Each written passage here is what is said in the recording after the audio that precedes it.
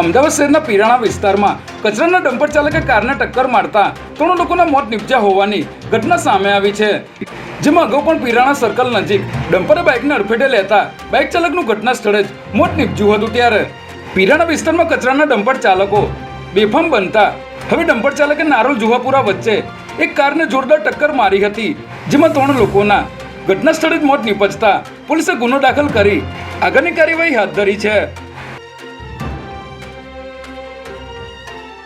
શિક્ષકને ખોટી રીતે છૂટા કરવા બદલ ઓઢવની આદર્શ સ્કૂલ સામે કડક પગલાં લેવામાં આવ્યા છે, જેમાં આદર્શ સ્કૂલ દ્વારા સ્કૂલમાં અભ્યાસ કરાવતા એક શિક્ષકને ખોટી રીતે છૂટા કરવામાં આવ્યા હતા, જે અંગે ડીઈઓ કચેરીમાં ફરિયાદ કરવામાં આવી હતી। ત્યારે ડીઈઓ દ્વારા તપાસ કરાતા ખોટી રીતે શિક્ષકને સ્કૂલમાંથી કાઢી મૂક્યા હોવાની જાણ થતાં આ શાળાની 25% ગ્રાન્ટ કાપવા અને 4 વર્ગ બંધ કરવાનો આદેશ આપવામાં આવ્યો છે।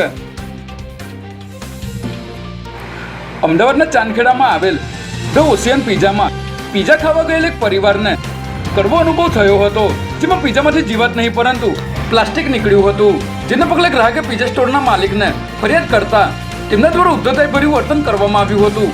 આ મામલે ગ્રાહકે પોલીસને પણ જાણ કરી હતી, પરંતુ પોલીસ ત્યાં આવી ન હતી। ત્યારે ગ્રાહકે પિઝા સ્ટોરના કિચનનો વિડીયો બનાવીને વાયરલ કર્યો હતો, જેમાં કિચનમાં ઠેર ઠેર ગંદકી જોવા મળી હતી। જોકે કોર્પોરેશન દ્વારા હવે પિઝા આઉટલેટોમાં સરપ્રાઇઝ ચેકિંગ કરવામાં આવતું ન હોવાથી નાગરિકોના સ્વાસ્થ્યનું જોખમ વધી રહ્યું છે।